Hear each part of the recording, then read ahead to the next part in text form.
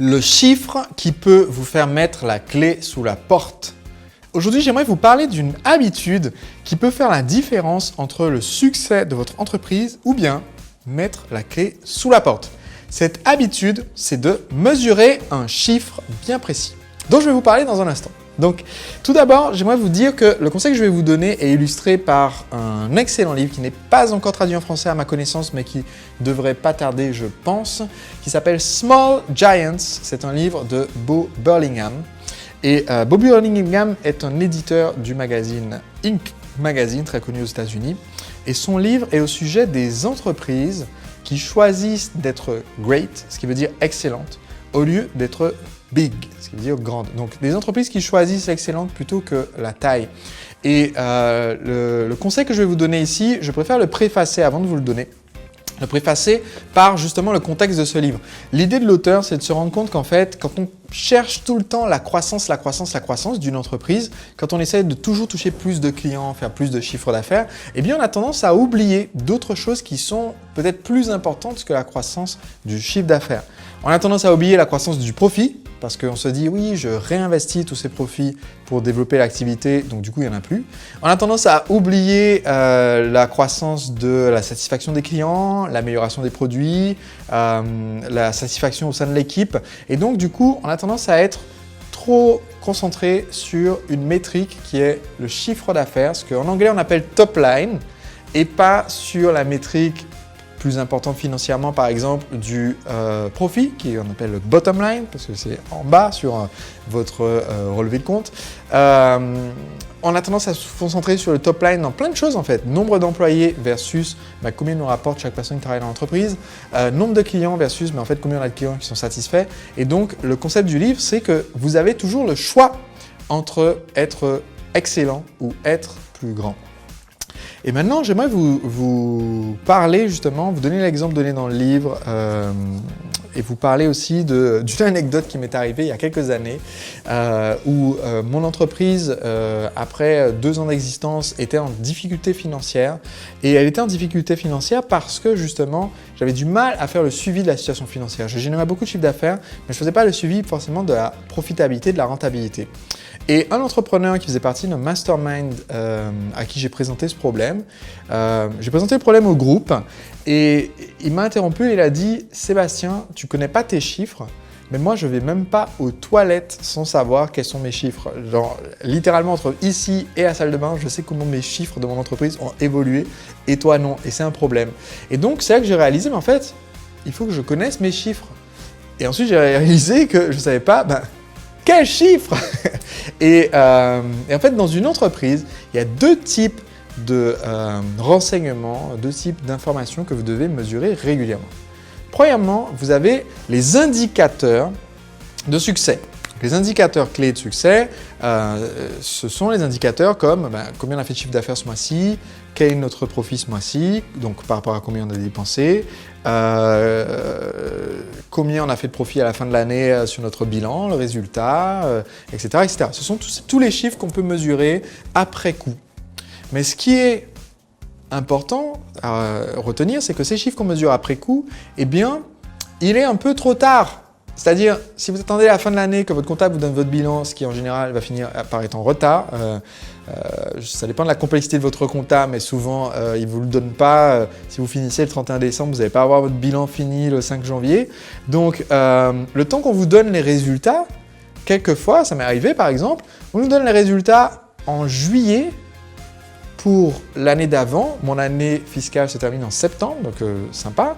Donc du coup, en juillet, je sais combien j'ai fait en octobre de l'année, si on est par exemple si on est à l'année N, pas l'octobre de l'année N-1, mais l'année N-2. Donc il y a tellement de retard que ce chiffre n'a presque plus aucun intérêt. Donc ça veut dire qu'il nous faut un autre type de métrique qu'on puisse mesurer pour savoir est-ce qu'on est en bonne santé aujourd'hui et est-ce qu'on va être en bonne santé demain. Et donc ces indicateurs-là, ce sont les indicateurs qui nous permettent de prévoir ce qui va se passer par la suite. Et je vais vous donner un exemple. Dans ce livre, il mentionne une entreprise qui s'appelle le Goltz Group et ce sont des gens qui fabriquent en fait des cadres pour des peintures. Et ils se sont rendus compte que un des facteurs clés qui fait que l'entreprise va survivre ou va fermer, va avoir en fait un bon résultat financier ou pas, que les clients vont être contents ou pas, c'est le fait qu'on puisse livrer à temps les cadres qu'on a vendus. Pourquoi? Parce que si on a vendu aujourd'hui 100 cadres, c'est une métrique intéressante à mesurer, mais ils se sont rendus compte que ce n'était pas ça leur goulot d'étranglement. Le problème, ce n'est pas vendre suffisamment de cadres tous les jours. Ils vendent assez de cadres toute l'année pour bien vivre. Ils ont plein d'employés, je dis vraiment vivre à l'échelle de l'entreprise. Le problème, ce n'est pas la vente des cadres. Le problème, c'est que ça prenait tellement de temps pour eux de fabriquer les cadres, il y avait tellement de cadres qui étaient livrés en retard, que les clients arrêtent de commander et annulent leurs commandes. Du coup, vous avez peut-être vendu 100 cadres, mais vous encaissez que 50 parce que vous avez livré en retard. Et donc, la métrique qu'ils ont choisi de mesurer, c'est en fait combien de cadres sont créés par heure. Autrement dit, ils ont choisi de mesurer tous les jours une métrique qui permet de prévoir à l'avance, de savoir à l'avance combien de cash on va avoir le mois prochain, dans 6 mois, parce qu'on sait, on a le doigt sur le pouls aujourd'hui.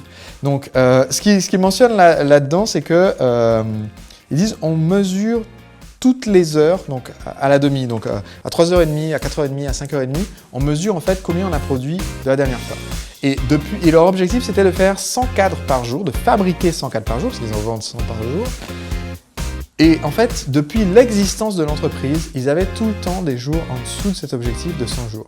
Depuis qu'ils ont adopté il y a quelques années la mesure chaque heure de combien de cadres ont été fabriqués, ils n'ont jamais eu une journée en dessous de leur objectif de 100 cadres par jour. Maintenant, la question qui se pose, c'est dans votre entreprise, de quels indicateurs vous pouvez vous servir pour prévoir ce qui va se passer par la suite.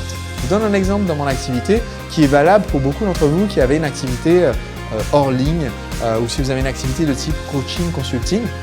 Et bien d'un côté, on pourrait mesurer combien de ventes j'ai fait aujourd'hui, mais en fait, il y a des choses qui se produisent en amont avant de faire cette vente. Donc, par exemple, dans le cas de l'entreprise de marketeurs français, pour faire un certain nombre de ventes qui vont être conclues par exemple par téléphone, il faut qu'il y ait un rendez-vous téléphonique pris entre le client potentiel et un conseiller qui va pouvoir lui recommander la formation qui correspond le mieux à ses besoins. Donc, combien de rendez-vous téléphoniques ont été pris aujourd'hui, même si c'est des rendez-vous pour la semaine prochaine, ça nous permet déjà de prédire combien il y aura de ventes la semaine prochaine. Donc déjà, c'est un premier facteur, un premier indicateur qu'on pourrait mesurer aujourd'hui pour savoir dans le futur comment on va s'en sortir.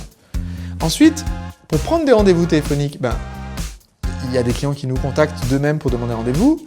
Il y a les gens qu'on contacte, à qui on envoie un email ou à qui on passe un coup de fil parce qu'ils ont laissé un commentaire sur notre site ou autre et qu'ils ont demandé à être recontactés. Donc, en amont, nous, on a une activité où on contacte des gens pour proposer de prendre le rendez-vous. Du coup, si je sais combien de personnes nous avons contacté aujourd'hui pour prendre un rendez-vous, je peux prédire, si je sais qu'aujourd'hui on a pris, je vous donne un exemple au hasard, si je sais qu'aujourd'hui on a passé 40 coups de fil, en moyenne, ça veut dire que dans la semaine on va prendre 4 rendez-vous par rapport à ces 40 personnes, parce qu'il y en a plein qui n'ont pas décroché le téléphone, etc. Donc si on a décroché 40 fois le téléphone, on va avoir sur ces 40 coups de fil ou tentatives de coups de fil, 4 rendez-vous pris. Sur ces 4 rendez-vous pris, on va peut-être avoir une vente. Donc, par exemple, si je sais que c'est ça mes statistiques, maintenant ça veut dire que si je veux 10 ventes, il faut que je passe 400 coups de téléphone. Que je fasse sonner 400 fois le téléphone. Si vous connaissez cet indicateur, ce type d'indicateur qui vous permet de prévoir à l'avance, vous pouvez du coup optimiser sur cet indicateur et augmenter vos résultats futurs plutôt que d'essayer d'optimiser sur des indicateurs qui sont à la bourre comme combien de ventes on a fait le mois dernier. D'accord ? Et ça, c'est une méthode qui vous permet d'être instantanément plus efficace et plus rentable en vous permettant de limiter le nombre de métriques que vous observez. Vous observez un petit nombre de métriques, mais qui vous permettent de prédire l'avenir avec plus ou moins de certitude.